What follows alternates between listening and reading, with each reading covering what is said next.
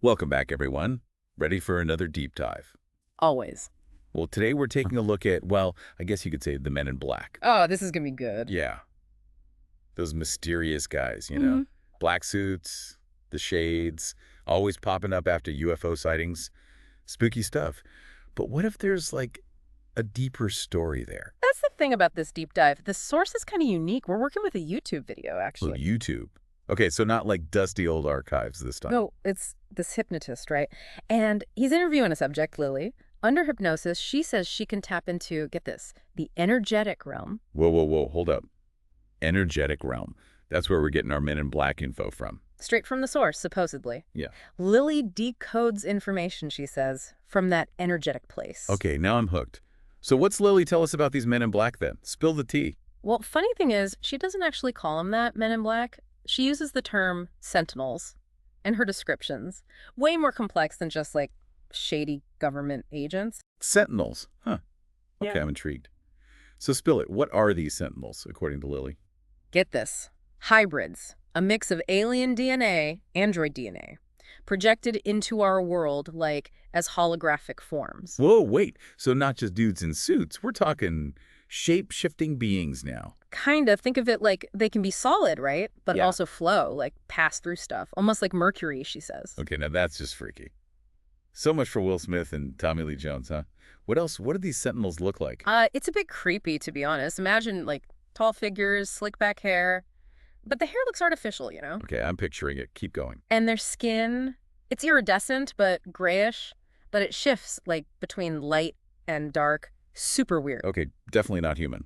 But they wear those black suits, right? Classic Men in Black attire. Oh, always in black. But even the suits are holographic, part of that whole shifting, manipulating thing they do. This is getting wilder by the minute.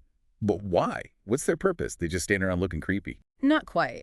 From what Lely says, it seems like they're guardians, protecting information. And get this, they're looking out for reptilian beings. Hold up. Reptilian beings. Well, Are we talking, like, lizard people now? that's what Lily seems to be describing, yeah. Okay, things just took a turn. But what kind of information are these Sentinels guarding, and what do these reptilians have to do with it? So apparently these reptilians, they're present on Earth, both physically and de-energetically. And the Sentinels, they're making sure that whatever these reptilians are doing, their rituals, activities, whatever, it goes off without a hitch. Whoa, so like a security detail. For lizard people, this is heavy stuff. Oh, it gets weirder. Lily also says that these Sentinels, they guard against neutrality, too. Neutrality, what does that even mean? Basically, they're stopping neutral energies from messing with the reptilians' plans, whatever those plans might be. So they're not just protecting the reptilians, they're controlling the whole energy scene around them. Like cosmic chess masters or something. That's a good way to put it. They're manipulating the board, making sure things go a certain way. And here's another thing. Lily claims these Sentinels don't actually take orders directly from the reptilians they protect. Wait, what? So who's giving the orders then, if not the lizard people? That's where it gets really tricky.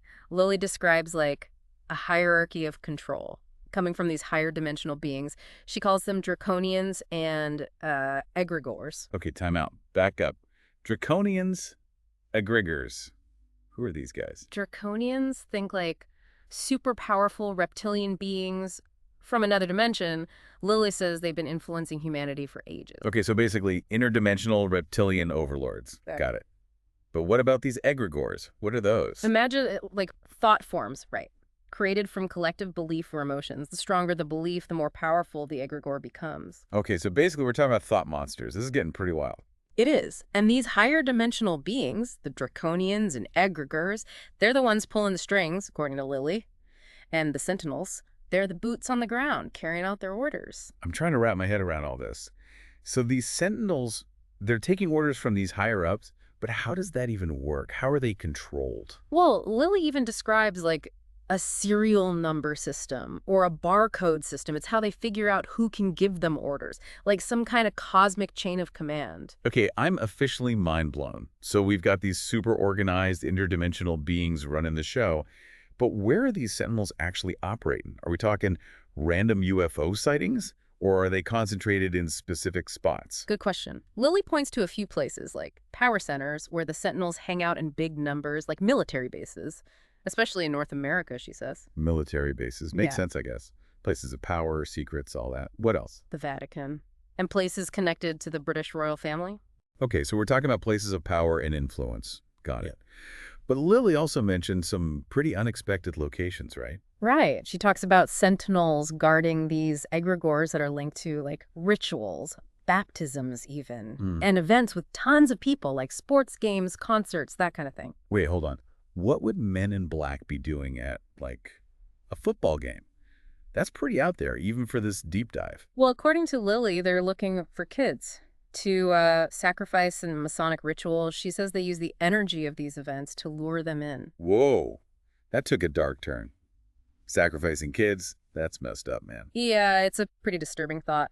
But here's another twist. Lily says the Sentinels are totally absent from certain areas, like Germany. She thinks it's because of a strong Masonic presence there, like it somehow blocks their influence. So there are reforces that can push back against them. That's kind of reassuring, at least. Hmm. But if these Sentinels are so powerful, how do they even pull off these operations? What kind of tools do they use? Lily says they've got advanced tech, like ships and these things she calls chasers. Chasers, what are those? Like little flying saucers that chase people down? Not exactly. She says they're devices that deliver these frequency shocks, energetically and physically. So like energy weapons. Kinda. Yeah. Imagine like a burst of energy that can mess with your energy field or even hurt you physically. So they're packing heat, basically. Got Yeah. it. What else? What other tricks do they have up their sleeves? They can also make the space around them solid, like crystallize it. Whoa, so you can't even touch them. Right. Lily says trying to touch a sentinel would be like running into a wall, and then there's this radar thing they do, or a sound. It comes from their eyes, she says. From their eyes. Okay, that's creepy. Yeah. It's like a sonic weapon. Targets your mind, messes with your perception, makes you confused, disoriented. So advanced weapons, force fields, and mind control sound beams. Hmm. No wonder people who run into these guys end up totally freaked out. Yeah, it's a pretty potent combo. But there's one more thing Lily mentions that might be their most powerful ability, and it's also the most unsettling. Okay, lay it on me. What could be more unsettling than mind control beams? Time travel. Wait, seriously, time travel. This is like straight out of a sci-fi movie. It does seem pretty far out there, I know. But Lily describes these sentinels as, like, scouts. They find these open points in timelines, she says, so they can mess with stuff, make changes. Hold on. So they can travel through time and change events, like actually alter history. That's what Lily seems to be saying. It's like they're manipulating the flow of time to change the past or to engineer certain outcomes in our present. Okay, this is blowing my mind. If they can do that, who's to say what's real anymore?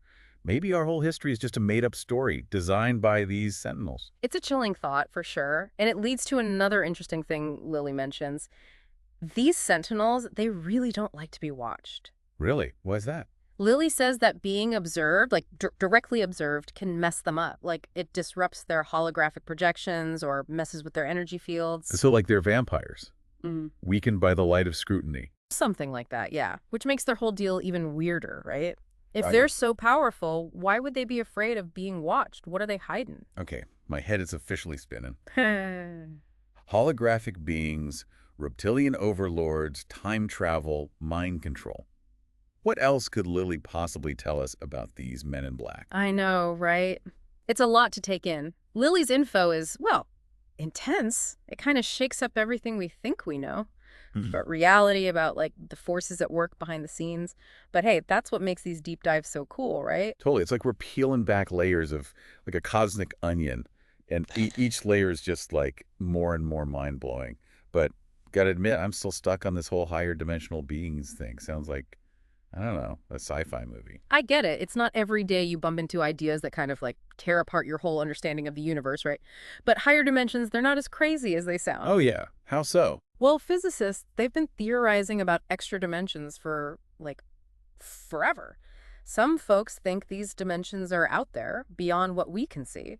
Maybe, like, curled up super tiny, or even going on forever, past our 3 dimensions. So these draconians, egregores Lily's talking about, they could be in those higher dimensions messing with our world in ways we can't even fathom. Exactly. It's like, imagine, right, a creature living on a flat surface. 2 dimensions, that's all they know. They got length, width, but no height. They wouldn't even get up. Okay, I'm with you so far. Now, picture a sphere, a 3D thing passing through their flat world. All they'd see is like circles changing shape. They couldn't grasp the whole sphere thing. We might be like those flat creatures, limited by what we can perceive. Ah, I see what you mean. We're stuck in our 3D world, clueless about these higher dimensional beings. And if these beings are out there, well, that opens up a whole can of worms, doesn't it? Why are they messing with us? What's their game plan? Good guys, bad guys, who knows? Hard to even guess, right? It's so beyond anything we experience. True, it takes a leap of faith, sorta. Being open to things that seem like totally outlandish at first. But hey, what was sci-fi yesterday is science fact today, right? Our understanding of the universe, it's always changing. Good point. Can't be stuck in the past. But here's a thought. If these draconians are so powerful, why even bother with the Sentinels? Why not just, do their thing directly? That's a good question. Maybe there's limits to their power, like rules about how much they can mess with our reality directly. Maybe the Sentinels are like their tools, focusing their energy, translating their intentions into actions here. Or it could be they just like to work from the shadows. Right. Keep things low-key. Yeah. Sentinels are their puppets, basically. Yeah, it could be a power play too. If they're manipulating things behind the scenes, staying hidden would be pretty important. Speaking of manipulation, what about those reptilians Lily mentioned? Where do they fit into all this? Are they working with the draconians? Right. We haven't talked much about them. Are they, allies? Sidekicks? Tough to say for sure. The idea of reptilian beings being here on Earth, it's not new though. Ancient myths, legends, they talk about this stuff. Some folks think they're aliens, others say they're interdimensional, like jumping between worlds. So we could have shape-shifting lizards from outer space walking among us. Even for me, that's a bit of a stretch. I hear you. It's definitely a wild concept. But some people, they truly believe these reptilian beings are real, and they think they've, infiltrated our world.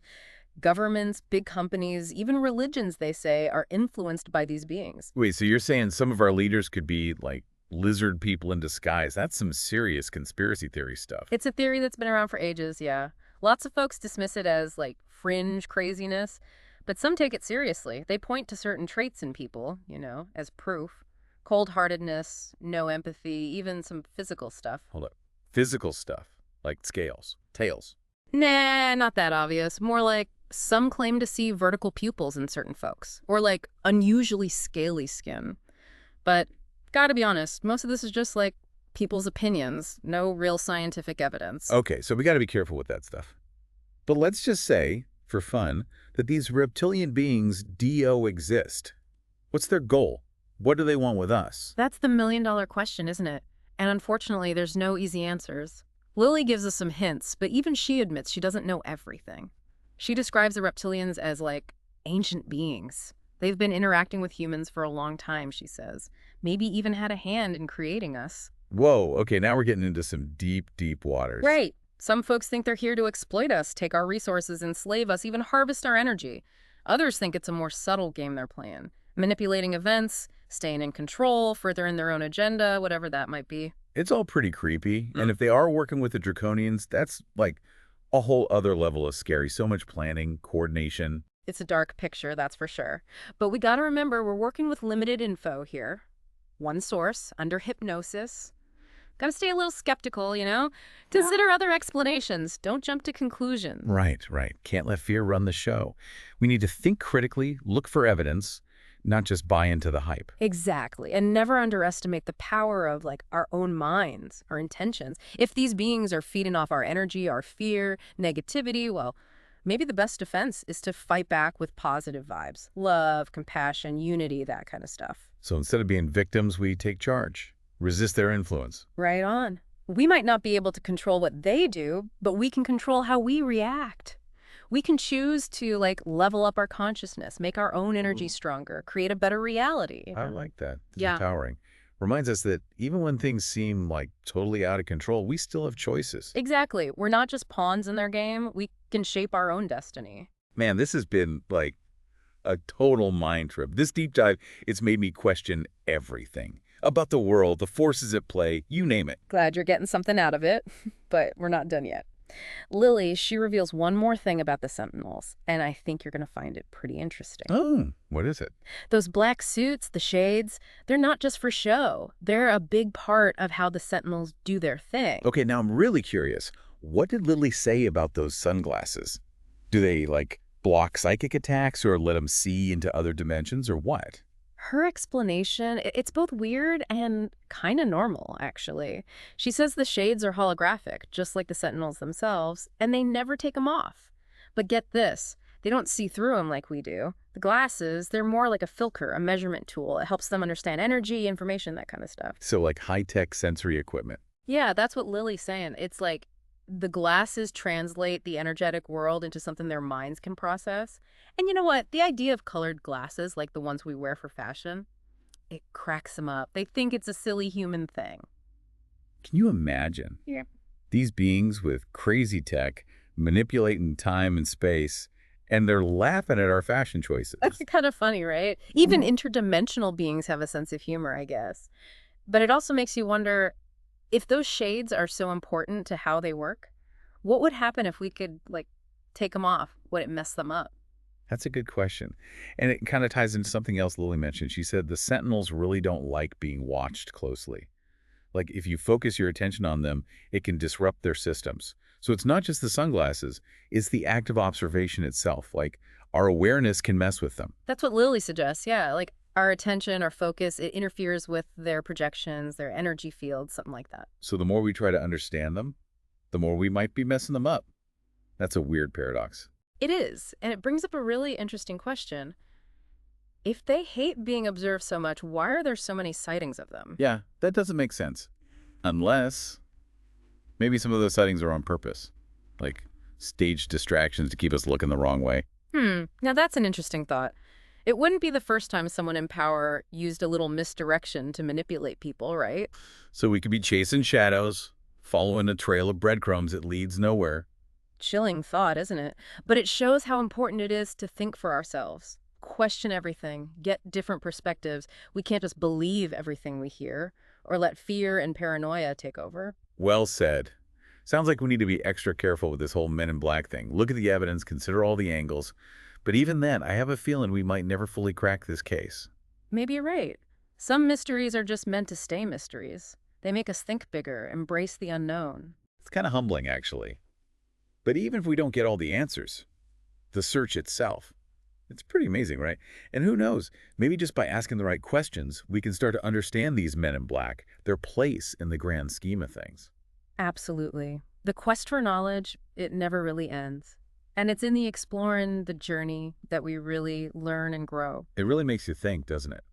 A simple pair of sunglasses could be the key to how these beings function. It's like we know so little about reality, all the stuff happening around us, we might not even be aware of it. Totally.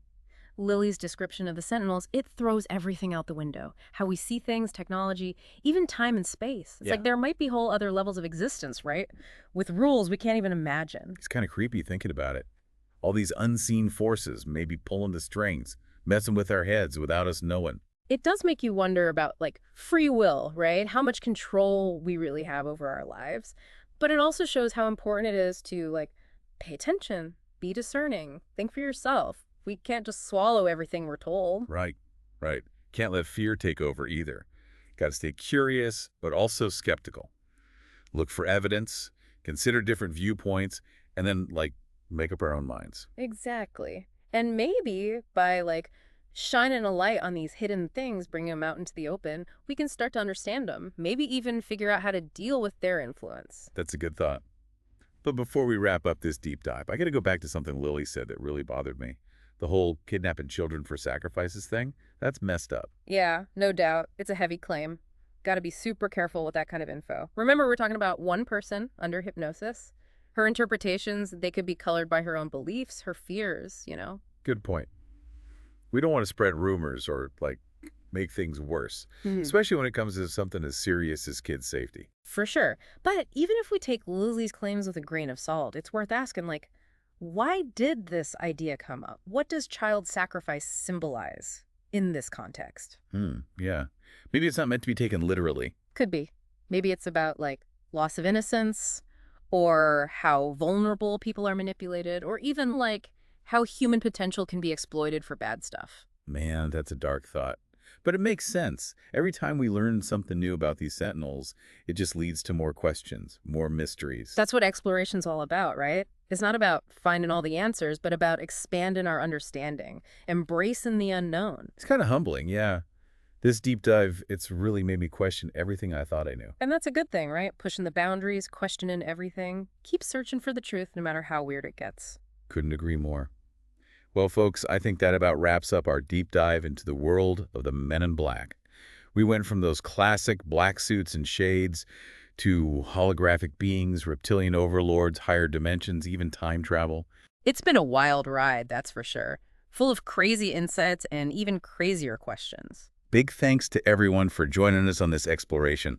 Hope this deep dive has, sparked your curiosity, got you thinking about the nature of reality and all the hidden forces that might be out there. Don't forget, the world is full of mysteries. Keep your minds open, keep asking questions, and never stop searching for the truth.